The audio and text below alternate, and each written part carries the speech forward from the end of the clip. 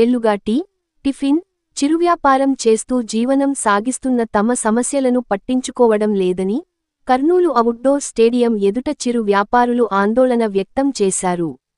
Outdoor stadium ఎదుట tiffin సెంటర్తో పాటు వివిధ వ్యాపారం చేస్తున్న తమకు మున్సిపల్ కార్పొరేషన్ అధికారులు కొత్త వారికి అవకాశం కల్పించి తమను ఇక్కడి నుండి పంపించేందుకు ప్రయత్నాలు చేస్తున్నారని తెలిపారు.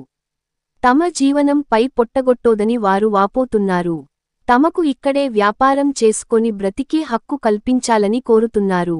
లేదంటే తాము రోడ్డున పడతామని వారు ఆవేదన వ్యక్తం చేశారు.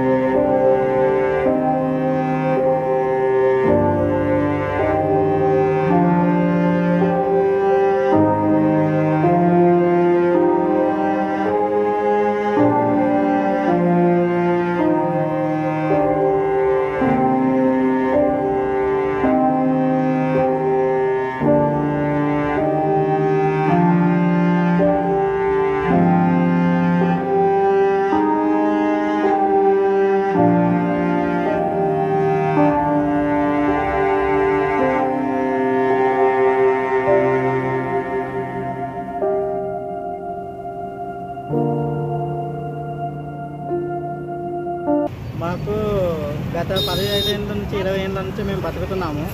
మున్సిపాలిటీ అధికారులు, తర్వాత రాజకీయ నాయకులు వీళ్ళంతా ఇన్వాల్వ్మెంట్ అయ్యి మేము బతికే వాళ్ళని బతికనేయకుండా చేస్తున్నారు. ఏమనంటే నేను మినిస్టర్ పిఏ గారు చెప్పారు, కమిషనర్ చెప్పారు, ఇలాంటి చెప్పుకుంటూ పోతున్నారు. మేము పాత వాళ్ళం ఎలా బతకాలి, ఏ రూట్లో బతకాలి అంటే సేమ్ ఐటమ్ ఉన్న ఐటమ్ పెడితే మేము ఎలా బతకాలి చెప్పండి. మేము ఆల్రెడీ ఫస్ట్ చెప్పాము. కమిషనర్ గారు చెప్తే సరే అండి మీరు అంతా అడ్జస్ట్మెంట్ చేసుకొని మీరు ఒకటిగా చూసుకోండి అని చెప్పారు. ఆయన వినట్లేరు. ఒక్కొక్కరు ఒక్కొక్క పేరు చెప్తున్నారు. ఎవరు చెప్తాను అదే మన కమిషనర్ గారికి ప్లస్ మన టీజీ భరత్ సార్ గారికి దయచేసి మేము రిక్వెస్ట్గా చేస్తున్నాము. మా పాత వాళ్ళని మమ్మల్ని బతికించాలనే ప్రార్థనతో మేము వేడుకుంటున్నాము. మమ్మల్ని ఒకసారి మీరు దృష్టికి చూసుకోండి.